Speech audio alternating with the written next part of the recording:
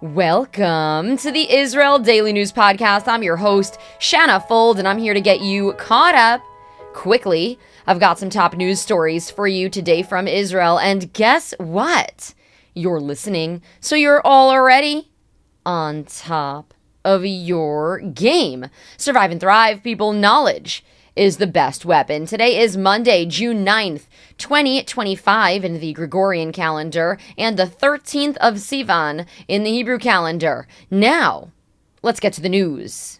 Israeli forces intercepted a Gaza-bound vessel early Monday morning around 3 a.m. The Israel Defense Forces, or IDF, boarded the ship, offering the passengers packaged sandwiches and water bottles.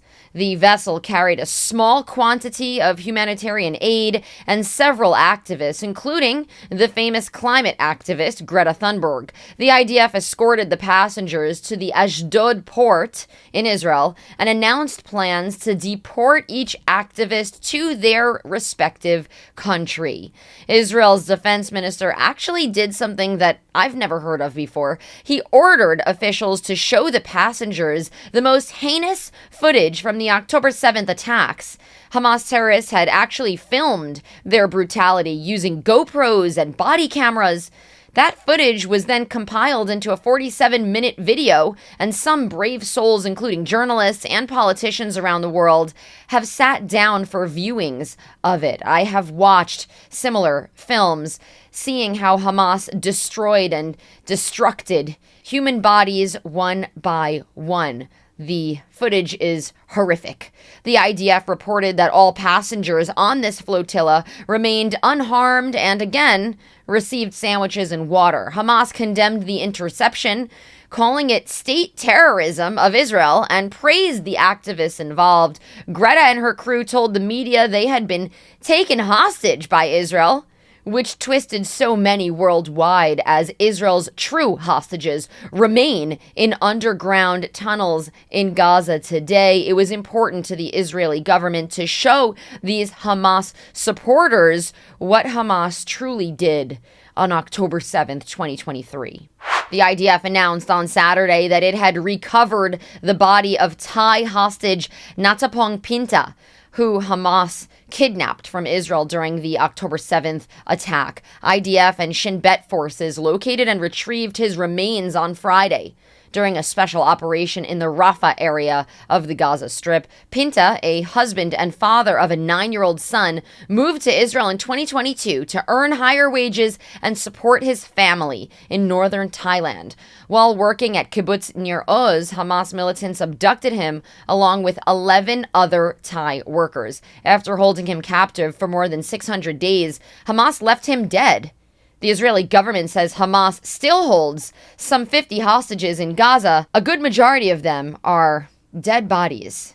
The Israel Defense Forces, or IDF, seized the body of former Hamas leader Mohammad Sinwar beneath the European hospital in Khan Yunis after conducting several military strikes in the area. There had been a question about if he was really dead or not, which is why this story has become relevant today. The IDF found Sinwar's body next to Mohammad Sabneh, commander of Hamas's Rafah brigade, along with other deceased militants who have not been identified yet. Israeli officials described the operation as a major step in their efforts to dismantle Hamas leadership. 3 people were murdered in separate incidents across northern Israel Sunday night, raising the year's homicide count to 135. We're a country of 9 million, with about 2 million of those being Arabs and people of a variety of different faiths. In al-Fam, a 60-year-old woman was fatally stabbed, allegedly by her 28-year-old son, who also wounded his pregnant wife before police arrested him. In Daburia, a 27-year-old man was shot dead in a suspected criminal feud, while in Tiberias, a 21-year-old man with no known criminal background was gunned down after leaving a family gathering. Critics, including member of Knesset Yair Golan and women's rights advocates, blamed National Security Minister Itamar Ben-Gvir for failing to curb violence, especially amidst a surge in domestic and community-related killings. Activists warned the murder rate, particularly within the Arab-Israeli community and against women, has doubled since last year, with calls growing for immediate government action. An arson attack targeted the Or Habib synagogue in Jerusalem early on Sunday, causing damage to prayer books and furniture, but there were no injuries to people. The synagogue, attended by former chief rabbi and Shas spiritual leader Yitzchak Yosef, was set ablaze just minutes after a cross was painted on a nearby apartment door. Authorities, including the Shin Bet and fire and rescue services, confirmed the blaze was intentionally set and are investigating the incident as a possible nationalist terror act. Political leaders from across the spectrum condemned the attack, with President Herzog calling this a hate crime and Prime Minister Netanyahu urging swift justice. The event sparked renewed tensions around Orthodox military exemptions, with Shas chairman Aryeh Deri linking the attack to growing incitement and vowing to personally protect Rabbi Yosef until state security is reinforced. 3 16-year-old Jewish Israeli teens will be indicted for a racially motivated assault and arson attack during the Jerusalem Day flag march that took place in the Old City just weeks ago. According to the police, on the day of the joyous Jerusalem parade and celebration commemorating the capture of Jerusalem in 1967, the suspects seem to have taken this moment and used it as the unfortunate moment to break into a Palestinian home in the Muslim quarter of the Old City. The Jerusalem Day March was in some ways hijacked by extremists in recent years. The parade is meant to be a celebration that the Jewish people have Jerusalem as their capital and their official territory. And of course, East Jerusalem, where the Palestinian population lives, is contested until today. The 3 young men attempted to set the Arab home on fire and beat the resident when he tried to come out and intervene. Investigators identified the teens using security footage from the Old City's Mabat 2000 camera system. 2 remain in custody while 1 is under house arrest. This marks a rare move toward prosecution, as past years of violence during Jerusalem Day have seen few, if any, indictments. This parade weaves and careens all throughout Jerusalem, and I have attended this event in the past. It's meant to be fun. It's meant to be a celebration. A lot of young people go, but unfortunately, through the years, people have taken it as an opportunity to commit violence against their neighbors. I want to thank all of you for your interest in Israeli affairs. Israeli politics are world politics. I also want to thank all of you who personally finance and fund the Israel Daily News podcast with monthly contributions. You can support us with contributions by going over to our new website, israeldailynews.org, and clicking on donate. The Patreon link is over there, and you can send us a monthly donation using that link. There's also options for one-time donations.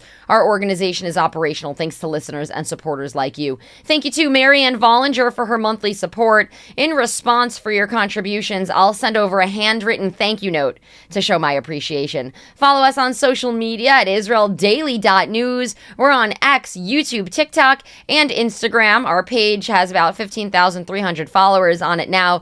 You can also follow my personal page at Shanna Fold. My name has 2 N's in it, and I'm very sensitive about that. The Israeli cabinet voted Sunday to advance Justice Minister Yariv Levin's plan to remove Attorney General Gali Baharav Miara by bypassing the traditional selection committee and triggering a potential legal showdown. The new process permits dismissal if 3/4 of ministers approve it. It's a move that Baharav Miara and her deputies say actually violates a high court ruling and undermines the rule of law. Critics argue the proposal is politically motivated and lacks legal grounding, with Baharav Miara warning it would erase institutional safeguards protecting her office's independence. A new ministerial committee, including ministers Smotrich, Ben-Gvir, and Shikli, has been tasked with reviewing her case and scheduling a hearing. Former legal officials and justices have condemned the move, warning it could plunge Israel into a constitutional crisis if the High Court has to intervene. 4 Israeli soldiers killed in a building collapse in Khan Yunis, Gaza on Friday were laid to rest Sunday. 20-year-old Staff Sergeant Uri Yonatan Cohen, 19-year-old Sergeant First Class Tom Rothstein, 33-year-old Sergeant Major Reservist Chen Gross, and 23-year-old Staff Sergeant Yoav Raver were all part of an elite IDF unit and died when an explosive device caused the structure that they were entering to collapse on them. Families of the fallen shared heartbreaking memories and details of the mission, which reportedly aimed to uncover a tunnel possibly linked to hostages. The incident wounded 9 others and marked one of several deadly IED attacks in Gaza since the March ceasefire ended. The IDF has launched an investigation into whether proper precautions, including drone scans, were taken before these young men entering the booby-trapped building. Israeli archaeologists unveiled a 1700-year-old Roman sarcophagus discovered outside Caesarea's known city walls, suggesting the ancient city was much larger than previously believed. What is a sarcophagus? Well, it's a marble coffin featuring a rare Greek mythological scene depicting a drinking contest between Dionysus and Hercules this time. Imagery never before found on a burial coffin in this region. Experts from the Israel Antiquities Authority and Caesarea Development Corporation led the excavation and restoration, describing the moments of discovery as cinematic and awe-inspiring. The find will be formally presented at the Feast Conference on June 12th in Tel Aviv, offering new insights into Roman beliefs about death, celebration, and the afterlife. I think that these findings are so interesting, and I love to send us off with something light after the tough and heavy news. All right, well, that is it for today's show. Today is Monday, June 9th, 2025. Tel Aviv has a low of 23 degrees Celsius and a high of 26. That's 73 degrees Fahrenheit for the low, going up to 79 degrees for the high. We are everywhere. Don't forget to sign up to our Israel Weekly News Wrap. The Israel Weekly News Wrap is a newsletter with the top 5 stories coming out of Israel from throughout the week, and of course with a personal note from me at the top. You can sign up for that at israeldailynews.org. I'll send you off with a song called I Remember You by Joe Davi. This American Christian Zionist is a talented musician and singer who just did a show here in Jerusalem. He tells the Israel Daily News that this song is based on the 2nd chapter of the prophet Jeremiah. He says it's very personal and reflects on a time where he was in a special relationship with God. Enjoy his song and have a great and productive day and an excellent week. Shavua Tov, everyone.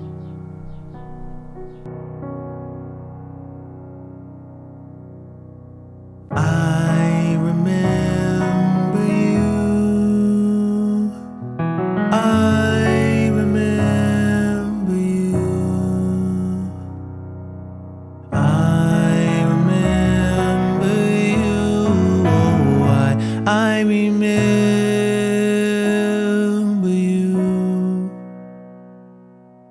I remember you.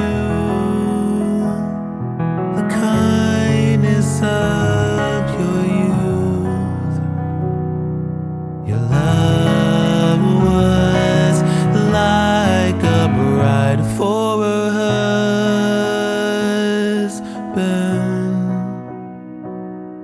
You would follow me into the great unknown, to a land not sown. Yes, you would follow.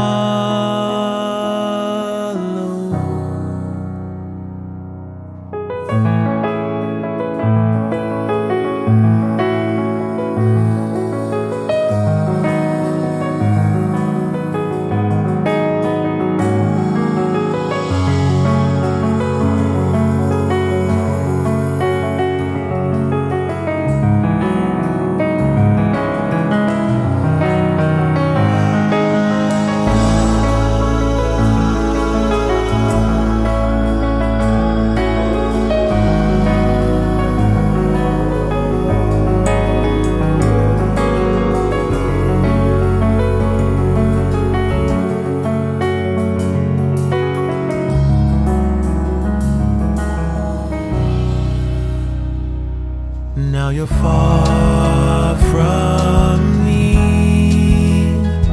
Yes, you are far from home. I can see your heart has been torn into pieces.